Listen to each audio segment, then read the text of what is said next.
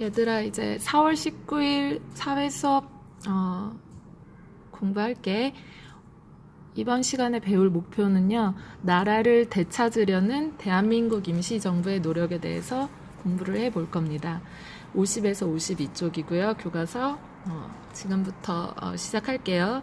3.1 운동 이후에 우리나라에 대한 일본의 통치 방식이 변했다고 했어요. 1910년부터 19년 3.1 운동 전까지는 총과 칼로 무력으로 헌병 경찰들이 우리나라 사람들을 굉장히 공포감을 조성하면서 통치를 했다면, 이 운동 이후 안 되겠다, 얘네를 총과 칼로만 이렇게 눌러서는 안 되겠다, 조금 회유도 하고 잘해주기도 해야지 하면서 문화 통치로 일본이 통치 방식을 바꿉니다. 헌병 경찰에서 보통 경찰로 이름도 바꾸고 되게 이제 군인이 아닌 일반 경찰들로 만들어준다 하고 좋은 것처럼 얘기를 하지만, 사실은 경찰의 수는 헌병 경찰에 비해서 4배나 증가했어요. 그러니까 형식적으로 이름만 바꾸고 사실상 계속 우리를 감시하는 수는 더 늘린 거죠. 그리고 민족신문을 원래는 발행을 못하게 했는데 발행을 하게 해줬어요. 이것도 좋아 보이지만 또 안에 숨은 게 있어. 이 민족신문을 발행하기 전에 일본이 검열을 다 하는 거야. 미리 검사해서 뭔가 일본에 안 좋은 내용이 있다, 그러면 삭제해. 이렇게 자기네들이 검사를 한 후에 뺄 거 다 빼고 발행해도 좋아라고 신문 발행을 허락한 거예요. 그리고 또 학교를 설립해서 교육을 시켜줄게, 너희를 위해서 우리가 교육을 시켜줄게 하고 교육령을 선포하지만, 사실 이것도 고등교육, 고등학교나 대학교에서 받을 수 있는 고등교육은 안 시켜주고 초등교육, 그 다음에 산업수탈에 편리하게끔 어느 정도 너무 아무것도 모르면은 이용하기도 힘들잖아요. 그러니까 초등 수준의 기본교육만 시키고 좀 고등교육은 안 시켜줘가지고, 사실상 이것도 자기 나라를 위해서 만든 방식이라고 할 수 있죠. 우리를 위한 게 아닌. 그리고 10년대는 토지조사 사업을 해가지고 땅을 다 뺏었잖아요. 그리고 20년대는 산미 증식해. 이 미가 쌀미자거든요. 산은 증산한다 할 때, 증가한다 할 때, 쌀을 증가시키는 계획, 쌀을 너희 많이 생산할 수 있게 우리가 도와줄게 라는 계획으로 쌀 생산량을 늘리게 일본이 이렇게 도와줍니다. 근데 이게 도와준 게 쌀 생산량은 늘어나지만 이 쌀을 우리나라 백성들한테 준 게 아니라 일본으로 가져가요. 일본에 쌀이 잘 안 나고 쌀 부족인 현상을 해결하려고 우리나라의 쌀을 많이 증가시켜가지고 그걸 일본으로 수탈해 가는 겁니다. 우리나라 국민들은 먹지 못하고요. 결국 모든 게 좀 부드러워진 것처럼 문화 통치다 하고 이름은 바꿨지만, 사실상 이런 식으로 결국은 자기들 손안에 이렇게 통제를 계속 하려고, 우리를 위한 게 아니라 일본을 위한 어떤 통치 방식을 말한 거죠.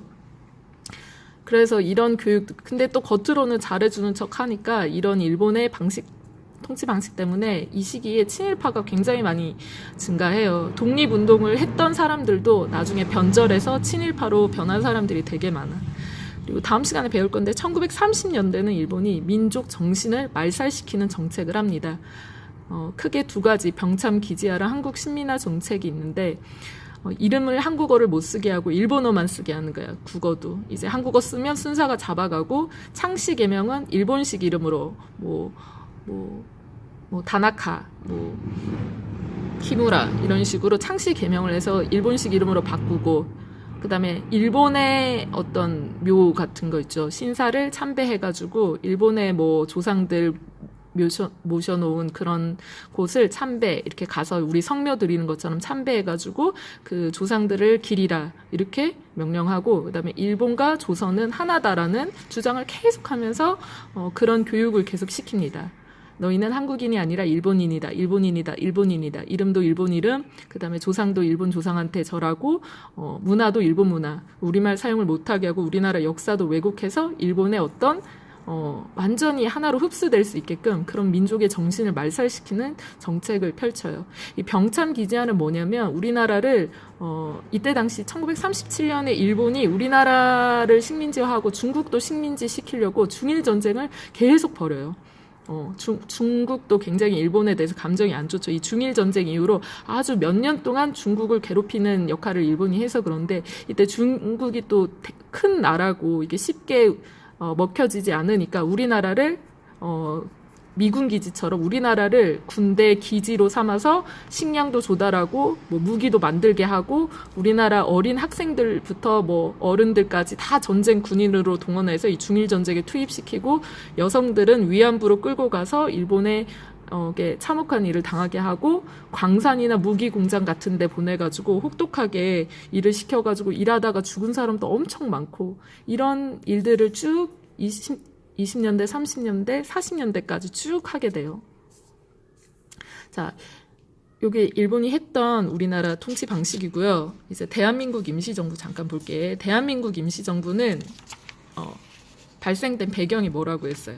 3.1운동. 3.1운동 이후에 우리가 계획적으로 조금 중심이 되는 역할을 하는 정부를 만들어야 되겠다. 근데 한국은 지금 일본의 식민지이기 때문에 한국 내에서는 임시정부 만들기가 쉽지가 않잖아요. 물론 한성정부라고 있긴 했는데 역할이 미비했어요. 그래서 여러 외국 쪽에 임시정부들이 생겼는데 그 임시정부를 하나로 모아야겠다 해가지고 상하이에 대한민국 임시정부를 수립하게 됩니다. 1919년 4월 11일 날.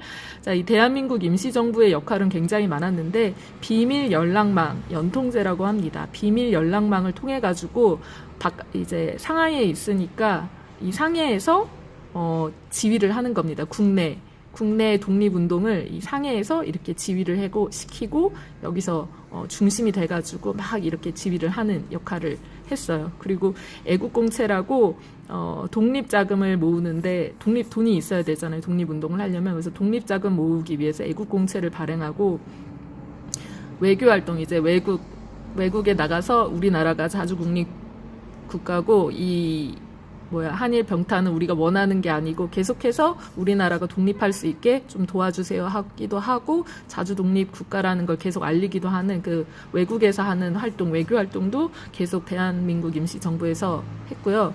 그 다음에 독립신문도 발간하고 입법, 사법, 행정 이런 세 개의 이 분리된 정부의 형태를 이때부터 만들기 시작해요. 그래서 의미가 아주 중요한데 이 의미를 보면 3.1운동 정신을 바탕으로 주권은 국민에게 있고 우리나라의 첫 민주공화정 정부다. 이 민주공화정은 더 이상 왕이 있고 신분제가 아니라 국민에게 주권이 있으므로 국민이 뽑은 대통령이나 국회의원이 나라를 다스릴 수 있는 민주주의 정신의 뿌리가 되는 오늘날 대한민국의 뿌리가 되는 그런 의미를 지니고 있어요. 대한민국 임시정부 수립.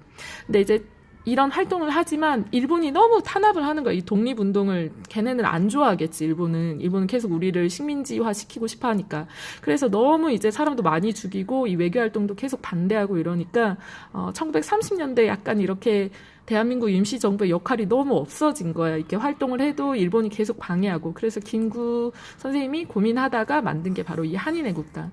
이 한인애국단에 한 80명 정도 이제 단원이 있었는데 이 한인애국단은 이 의열 활동을 하는 이제 인물들이 있었어요. 대표적으로 이봉창과 윤봉길이 한인애국단의 단원들이었는데 이봉창은 일본 왕에게 폭탄을 던지고 윤봉길은 상하이 홍코 공원에서 일본 왕 생일 축하한다 하면서 막 이렇게 파티 같은 거 할 때 물통 폭탄을 던져가지고 일본의 유명 정치인들을 이렇게 사살하게 죽게 한 그런 역할을 하게 되죠. 그러니까 이런 역할을 하면서 중국 사람들도 놀라고 우리나라 사람도 놀라고 우리 아직 죽지 않았어. 우리 아직 할 수 있어 하면서 굉장히 다시 독립에 대한 열망을 펼치게 되는 계기가 됐어요. 그리고 이 사건으로 중국 정부가 우리나라한테 또 많은 지원을 해줘. 너희 진짜 대단하다. 너희 정말 힘도 없고 나라도 작고 한데도 포기하지 않고 일본에 끝까지 대항하고 목숨을 바쳐서 하는 너희 모습 너무나 감명적이다. 우리도 이 일본에게 더 크게 이렇게 싸워가지고 이길 거다. 이러면서 너희도 우리랑 일본이라는 공통의 적이 있으니까 내가 도와줄게 하고 중국의 지원도 이런 의거로 인해서 많이 받을 수가 있었어. 그리고 1940년대에는 이제 김구 선생님이 미국이랑 합동으로 한국 강복군이라는 걸 창설해가지고요.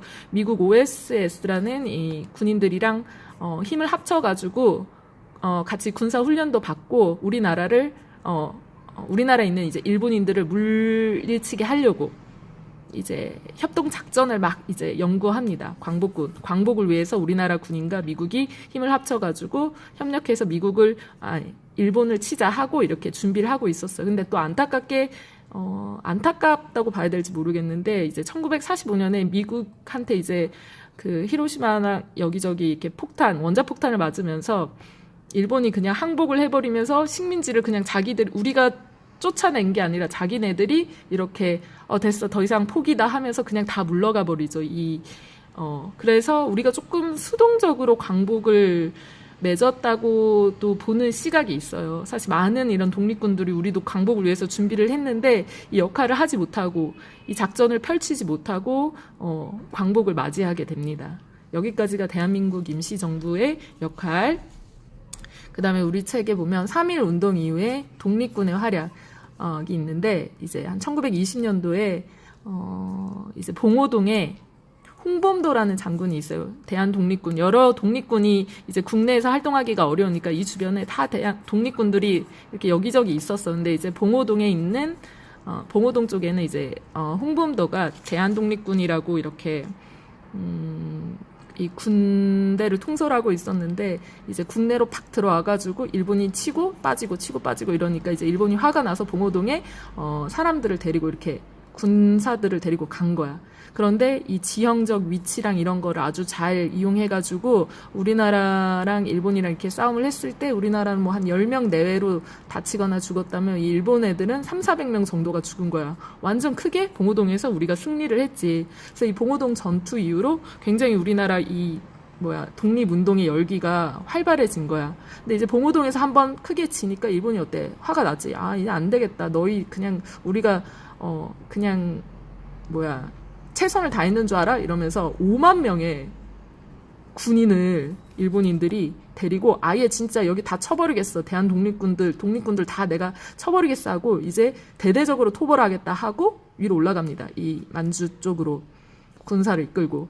그러니까 이제 그 사실을 알게 된 우리 독립군들이 이제 힘을 합쳐가지고 이 5만 명이나 되잖아요. 그러니까 힘을 합쳐가지고 이제 한 부대 가지고는 안 되는 거야. 일본이 온단다. 우리 이거 힘을 합쳐가지고 얘네를 물리치자 해서 이 청산리 지역, 요 지역이에요. 청산리 지역에서 한 6일 정도, 6일 동안 일어났던 크고 작은 전투를 청산리 대첩이라고 하는데, 하나의 전투가 아니라 여러 전투가 합쳐져서 청산리 대첩이라고 하는데, 이제 청산리 대첩은 이제 북로 군정서군인가?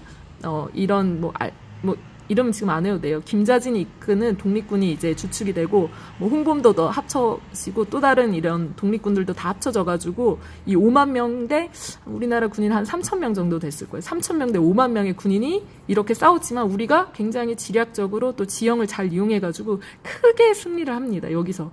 그래서 여기는 몇천 명이 거의 죽고, 우리는 100명, 200명 이렇게, 완전히 크게 완전 대승을 하게 된 거예요. 이 청산리 대첩이 3.1 운동 이후로 가장 큰 독립군의 승리라고 얘기를 해요. 청산리 대첩이. 그래가지고 이제 봉오동 전투와 청산리 대첩으로 이제 우리 책에는 나와 있는데, 홍범도와 김자진이. 근데 사실 이렇게 대승은 했지만 이 5만 명이나 맘먹고 보냈는데도 다 깨졌잖아요, 일본이. 그래서 일본이 얼마나 화가 났겠어. 그래서 일본이 가만두지 않겠다 이러고, 이 독립군들은 이제 이 승리를 이기고 이제 얘네를 또 토벌하려고 오니까 이 사람들은 이제 조금 러시아 쪽으로 이동해야겠다 하고 이제 이주를 하고, 여기는 원래 살고 있던 이 만주 지역에 살고 있던 우리나라 농민들이나 우리나라 국민들이 있었다고 했었잖아요. 우리나라 살기 너무 힘들어서 도망갔던 사람들, 이쪽에 학교 짓고 막 이것저것 지어가지고 살던 우리 조선인들이 있었는데, 이 민간인들을 일본 이 군대들이 쳐들어가가지고 화풀이 하듯이 여기 있는 사람들 다 죽인 거야. 집이랑 학교랑 건물이랑 다 불태우고 다 망가뜨리고, 사람들 남자 여자 아기 노인 할 것 없이 다 죽이고, 그런 간도 대학살이 간도 한 이 지역쯤에 있는데, 여기서 일어났던 그 잔인하고 그 보복적인 전투가 아니라 그 참변이 바로 간도 대학살, 간도 참변이라고 불리는 그런 또 가슴 아픈 역사가 여기서 일어나게 됩니다. 네, 여기까지 할게요. 정리해 오세요.